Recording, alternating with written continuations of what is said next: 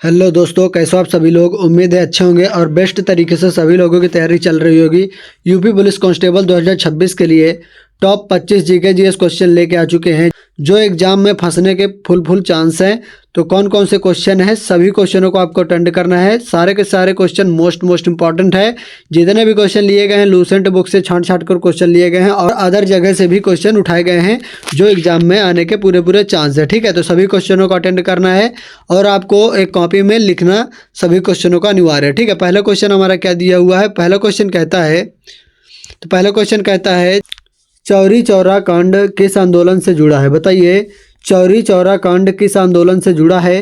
तो ये आपको बताना है भारत छोड़ो आंदोलन से जुड़ा है, असहयोग आंदोलन से, अभिनय अवज्ञा से, या फिर इनमें से कोई नहीं। बताइए, तो राइट आंसर हमारा क्या हो जाएगा।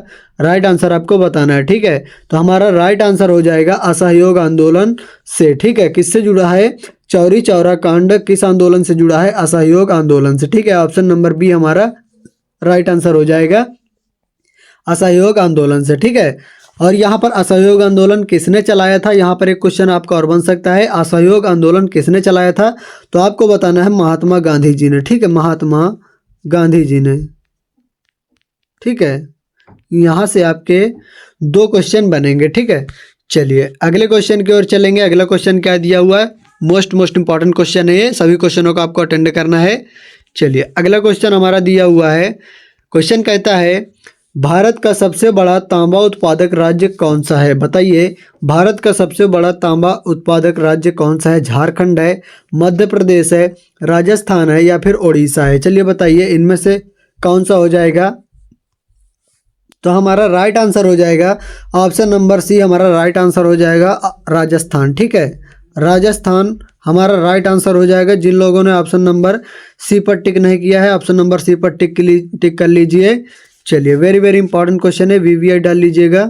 नोट करना है आपको सभी क्वेश्चनों को। ठीक है, क्योंकि आपको एग्जाम से पहले सभी क्वेश्चनों को आपको रिवाइज करके जाना है। ठीक है, चलिए अगला क्वेश्चन हमारा दिया हुआ है। क्या कहता है विटामिन सी की कमी से कौन सा रोग होता है। बताइए, विटामिन सी की कमी से कौन सा रोग होता है। तो यहाँ पर होता है रिकेट्स रोग होता है, या फिर स्कर्वी रोग होता है, या फिर बेरी रोग होता है, या फिर एनीमिया रोग होता है। बताइए, तो यहाँ पर विटामिन सी की कमी से जो रोग होता है, तो राइट आंसर हो जाएगा ऑप्शन नंबर बी, स्कर्वी रोग होता है। कौन सा, स्कर्वी रोग होता है। ठीक है, कौन सा रोग होता है विटामिन सी की कमी से, स्कर्वी रोग। ठीक है, यहाँ से आपका एक और क्वेश्चन बन सकता है। यदि कहता है विटामिन डी की कमी से कौन सा रोग होता है, तो आपको बताना है रिकेट्स रोग होता है। ठीक है, यदि विटामिन डी की कमी से पूछता है कौन सा रोग होता है, तो आपको बताना है रिकेट्स रोग होता है। यदि कहता है विटामिन सी की कमी से कौन सा रोग होता है, तो आपको बताना है स्कर्वी रोग। ठीक है, यहाँ से आपके दो क्वेश्चन बनेंगे, मोस्ट इंपॉर्टेंट है। चलिए अगले क्वेश्चन की ओर चलेंगे। अगला क्वेश्चन क्या दिया हुआ है। अगला क्वेश्चन बड़ा ही शानदार क्वेश्चन है। कहता है भारत का सबसे बड़ा पठार कौन सा है। चलिए बताइए, भारत का सबसे बड़ा पठार कौन सा है। तो मालवा पठार है, दक्कन पठार है, या फिर मेघालय पठार है, या फिर छोटा नागपुर पठार है। चलिए बताइए, तो राइट आंसर हमारा क्या हो जाएगा। तो यहाँ पर 95% लोगों का जवाब होता है कि हमारा मालवा पठार हो जाएगा राइट आंसर, लेकिन हमारा मालवा पठार बिल्कुल भी राइट आंसर नहीं होगा। ठीक है, जब भी कहता है भारत का सबसे बड़ा पठार, तो आपको टिक करना है दक्कन पठार। ठीक है, दक्कन पठार पर आपको टिक करना है। वेरी इंपॉर्टेंट है ये क्वेश्चन। ये क्वेश्चन जो है हमारा पीवाईक्यू क्वेश्चन है, ये कई बार क्वेश्चन हमारा पूछा गया है यूपी पुलिस में। तो जितने भी लोग यूपी पुलिस के तैयारी कर रहे हैं, उनके लिए मोस्ट इंपॉर्टेंट क्लास होने वाली है जीके जीएस की।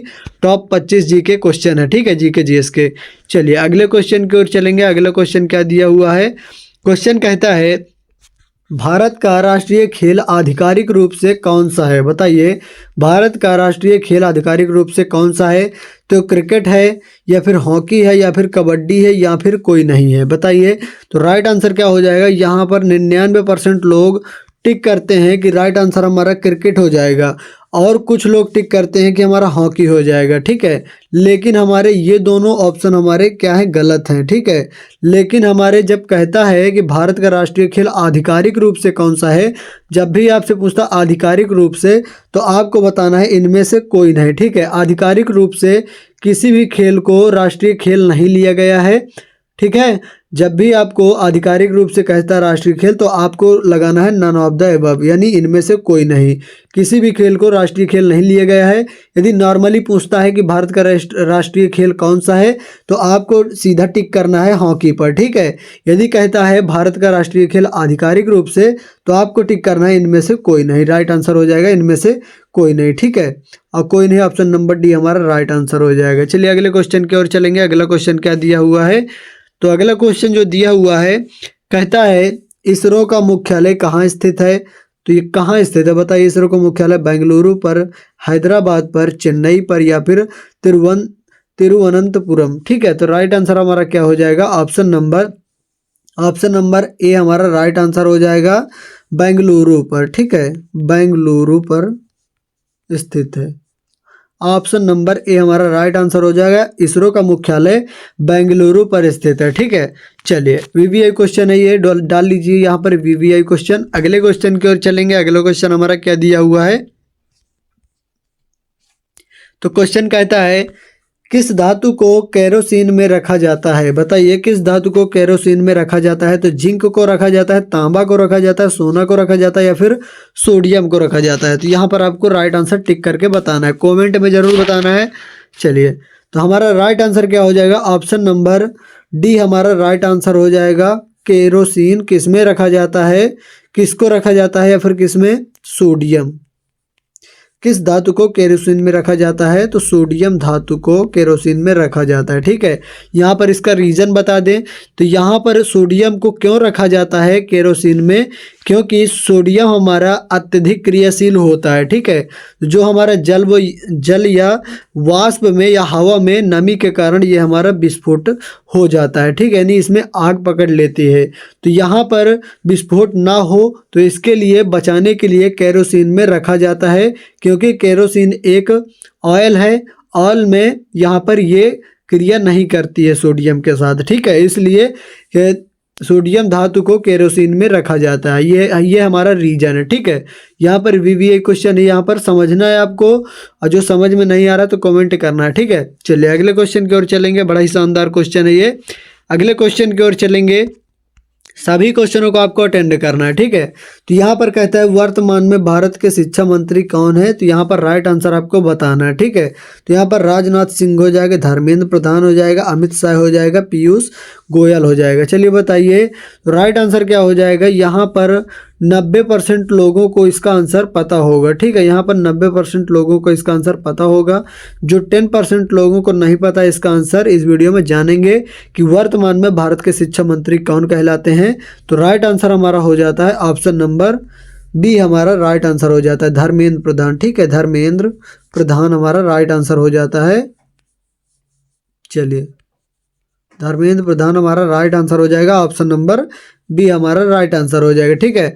और जो लोग ऑप्शन नंबर सी पर टिक करते हैं उनका 100 में 100% राइट आंसर नहीं है, ठीक है। जो अमित शाह हैं तो अमित शाह हमारे गृह मंत्री हैं, ठीक है। भारत के गृह मंत्री अमित शाह कहलाते हैं। चलिए अगले क्वेश्चन की ओर चलेंगे। अगला क्वेश्चन क्या दिया हुआ है, तो अगला क्वेश्चन दिया हुआ है 1857 के विद्रोह में कानपुर का नेतृत्व किसने किया था। चलिए बताइए 1857 के विद्रोह में कानपुर का नेतृत्व किसने किया था। तो राइट आंसर क्या हो जाएगा, तो बहादुर शाह जफर हो जाएगा, बेगम हजरत महल हो जाएगा, नाना साहेब हो जाएगा, और यहाँ पर तात्या टोपे हो जाएगा। तो सबसे अहम भूमिका निभाई थी, तो राइट आंसर हमारा हो जाएगा नाना साहेब, ठीक है। नाना साहेब हमारा राइट आंसर हो जाएगा। और कुछ लोग टिक लगाते हैं कि हमारा राइट आंसर तात्या टोपे भी होता है, लेकिन हमारा तात्या टोपा नहीं होता है। जो असली होते हैं यानी जो अहम भूमिका निभाते हैं उनको यहाँ पर चुना जाता है। तो अहम भूमिका निभाई थी नाना साहेब ने, ठीक है। राइट आंसर हो जाएगा। तात्या टोपे ने भी निभाई थी, लेकिन उनका सबसे पहले नाम आता है नाना साहेब, तो नाना साहेब को ही लिया जाएगा, ठीक है। चलिए हमारा राइट आंसर हो जाएगा, ऑप्शन नंबर सी हमारा राइट आंसर हो जाएगा। चलिए अगले क्वेश्चन की ओर चलेंगे। अगला क्वेश्चन क्या दिया हुआ है, क्वेश्चन कहता है भारत का सबसे गहरा भूभाग कौन सा है? बताइए भारत का सबसे गहरा भूभाग कौन सा है? सुंदरबन है, कच्छ का रण है, अंडमान सागर है, इनमें से कोई नहीं है। तो राइट आंसर हमारा क्या हो जाएगा, ये आपको कमेंट में बताना है, ठीक है। तो यहाँ पर 80% लोगों का जवाब होता है कि हमारा राइट आंसर हो जाएगा सुंदरबन हो जाएगा, ठीक है। लेकिन सुंदरबन हमारा राइट आंसर नहीं होगा। तो फिर हमारा राइट आंसर क्या होगा? राइट आंसर हो जाएगा कच्छ का रण, हमारा राइट आंसर हो जाएगा ऑप्शन नंबर बी हमारा हो जाएगा कच्छ का रण, ठीक है। कच्छ का रण हमारा राइट आंसर हो जाएगा। चलिए अगले क्वेश्चन की ओर चलेंगे। अगला क्वेश्चन क्या दिया हुआ है? चलिए वेरी वेरी इंपॉर्टेंट क्वेश्चन है ये जो हमारा क्वेश्चन दिया हुआ क्वेश्चन नंबर 10, इसको आपको वीवीआई क्वेश्चन डाल लेना है क्योंकि ये हमारा क्वेश्चन कई बार पूछा गया है, ठीक है। अगला क्वेश्चन क्या कहता है? इंकलाब जिंदाबाद का नारा कब दिया गया? चलिए बताइए, इंकलाब जिंदाबाद का नारा किसने दिया था या फिर कब दिया गया था? यहाँ पर ये पूछा है कब दिया गया, तो यहाँ पर राइट आंसर आपको बताना है, ठीक है। तो यहाँ पर कब दिया गया था? 1965 में, यहाँ पर 1929 में, 1887 में, 1789 में। तो राइट आंसर हमारा क्या होगा? राइट आंसर हो जाएगा ऑप्शन नंबर बी हमारा राइट आंसर हो जाएगा, ठीक है। 1929 में नारा दिया गया था, इनकलाब जिंदाबाद का नारा 1929 ईस्वी में दिया गया था, ठीक है। ऑप्शन नंबर बी हमारा राइट आंसर हो जाएगा। यदि यहाँ से आपके एक क्वेश्चन और बन सकता है। यदि कहता है इनकलाब जिंदाबाद का नारा किसने दिया था, तो आपको बताना है हसरत मोहानी ने, ठीक है। आपको बताना है हसरत मोहानी, ठीक है। राइट आंसर हो जाएगा।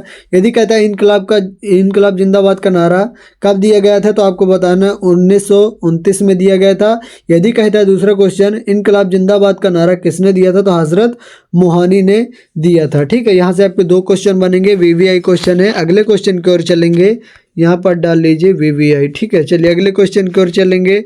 अगला क्वेश्चन दिया हुआ है, क्या कहता है? हर घर जल योजना किस मंत्रालय से संबंधित है?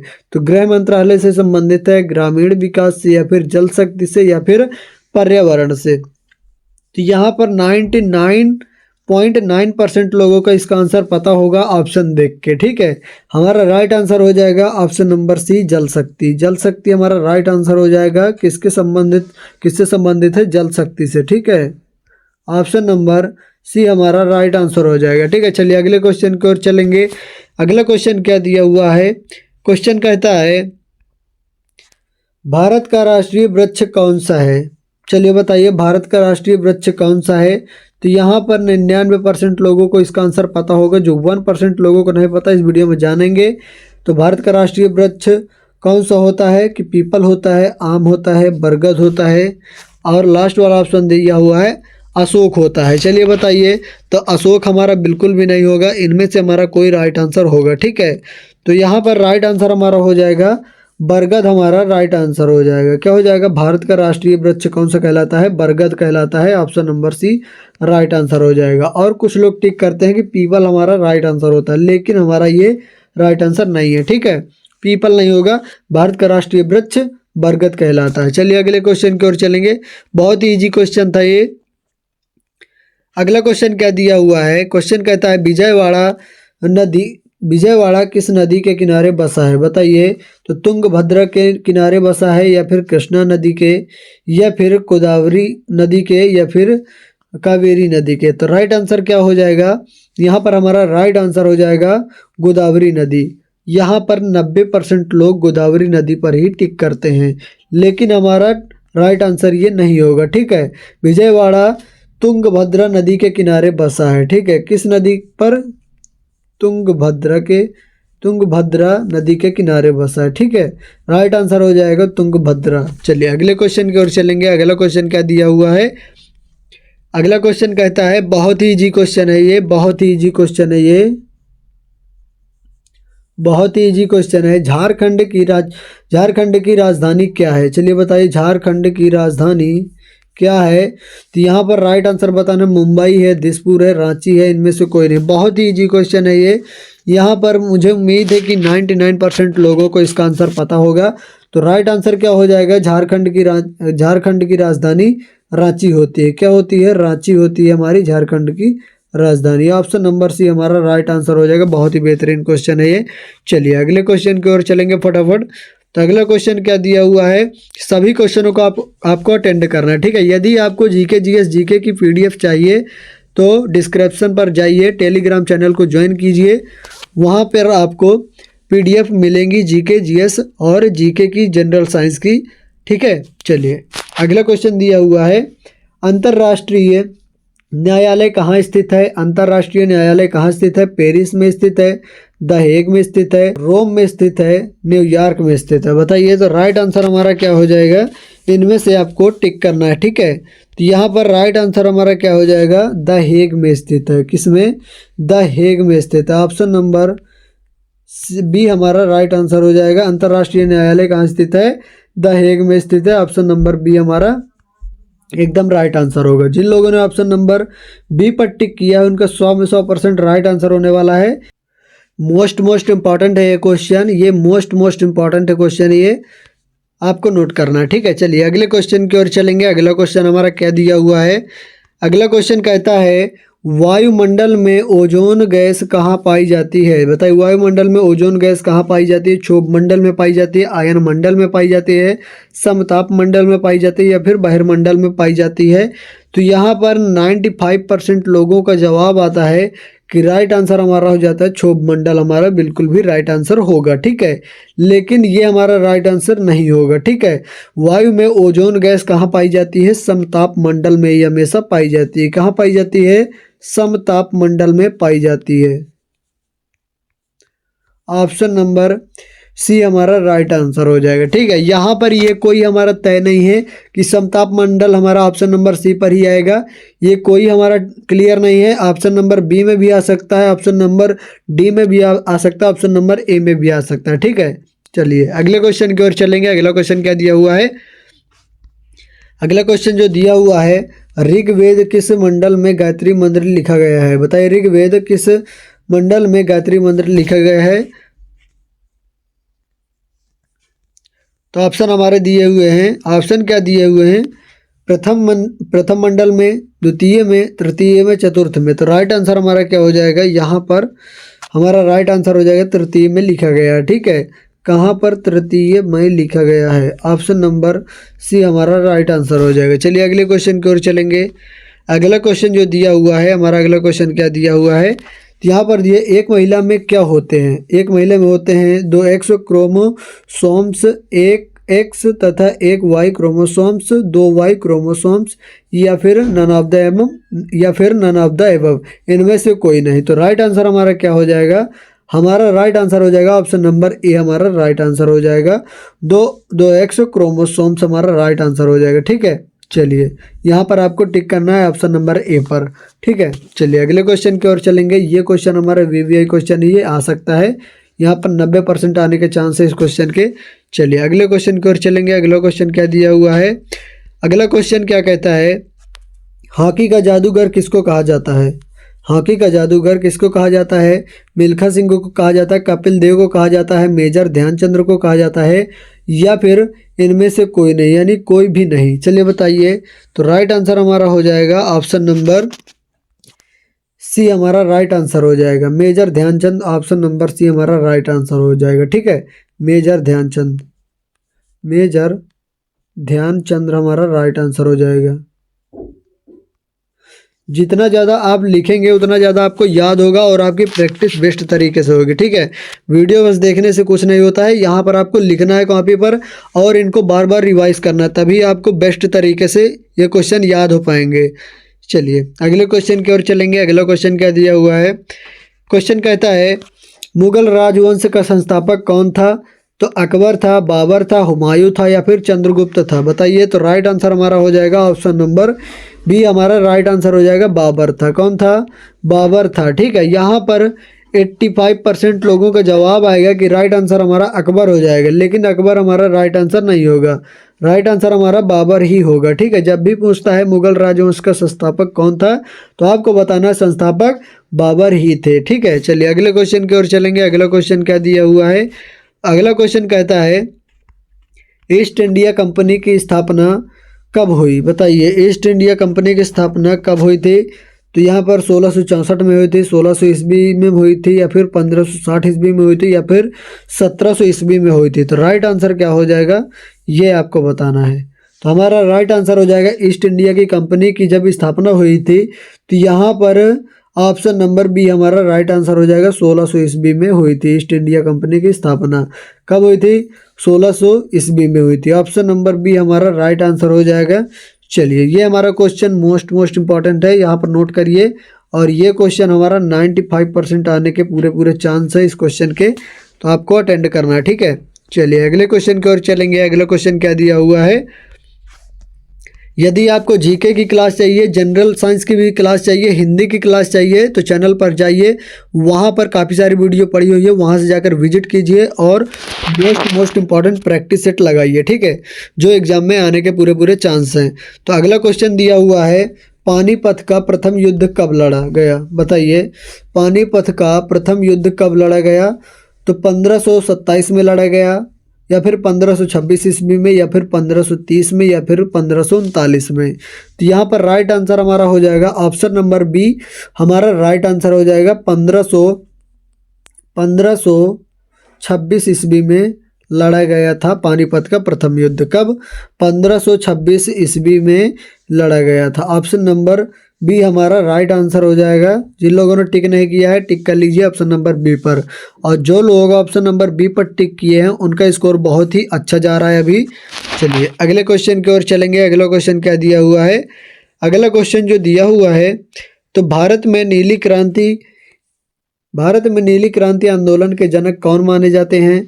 तो MS स्वामीनाथन माने जाते हैं, डॉक्टर वर्गीस कुरियन माने जाते हैं, डॉक्टर हीरालाल चौधरी माने जाते हैं, या फिर अन्ना हजारे माने जाते हैं। तो राइट आंसर हमारा हो जाएगा। बताइए, तो यहाँ पर 90% लोगों का जवाब होता है, यहाँ पर 90% लोगों का जवाब होता है कि हमारा डॉक्टर वर्गीस कुरियन हमारा राइट आंसर हो जाएगा, लेकिन ये नहीं है। ठीक है, हाँ, तो हमारा राइट आंसर हो जाएगा option number C doctor Hiralal Chaudhary. Option number C हमारा राइट आंसर हो जाएगा। डॉक्टर हीरालाल चौधरी भारत में नीली क्रांति का आंदोलन के जनक माने जाते हैं। ठीक है, चलिए अगले क्वेश्चन की ओर चलेंगे। VVI क्वेश्चन है ये। अगला क्वेश्चन क्या दिया हुआ है? अगला क्वेश्चन दिया हुआ है विश्व शिक्षक दिवस कब मनाया जाता है? तो यहाँ पर 5 सितंबर को मनाया जाता है, 5 अक्टूबर को मनाया जाता है, 7 दिसंबर को मनाया जाता है, या फिर 5 जून को मनाया जाता है। चलिए बताइए, बहुत ईजी क्वेश्चन है ये, बहुत ही ईजी क्वेश्चन है ये। ठीक है, बहुत ईजी क्वेश्चन है और इसका आंसर आपको कमेंट में बताना है। ठीक है, कहाँ बताना है? कमेंट में। जितना ज़्यादा आप कमेंट में आंसर बताएंगे उतने ज़्यादा आपको याद रहेंगे क्वेश्चन के आंसर। तो यहाँ पर विश्व शिक्षक दिवस 5 अक्टूबर को मनाया जाता है। कब मनाया जाता है?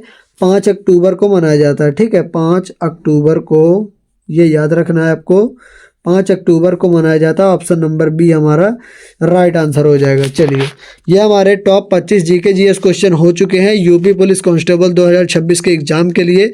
जो लोग 2026 में एग्ज़ाम देने वाले हैं उनके लिए बहुत ही बेस्ट क्लास होने वाली है, तो पूरी क्लास को ज्वाइन करिए। यदि आपको और क्वेश्चन चाहिए और यदि PDF चाहिए तो टेलीग्राम चैनल को ज्वाइन करिए, वहाँ से आपको PDF प्राप्त होंगे। ठीक है, यदि आपको किसी भी सब्जेक्ट में, यदि आपको GK GS या फिर GK जनरल साइंस या फिर हिंदी में वीडियो चाहिए तो आपको कमेंट करना है। अभी तक वीडियो को लाइक नहीं किया तो वीडियो को लाइक करके चैनल को सब्सक्राइब कर लीजिएगा। तो चलिए मिलते हैं नेक्स्ट वीडियो में, तब तक के लिए जय हिंद, वंदे मातरम।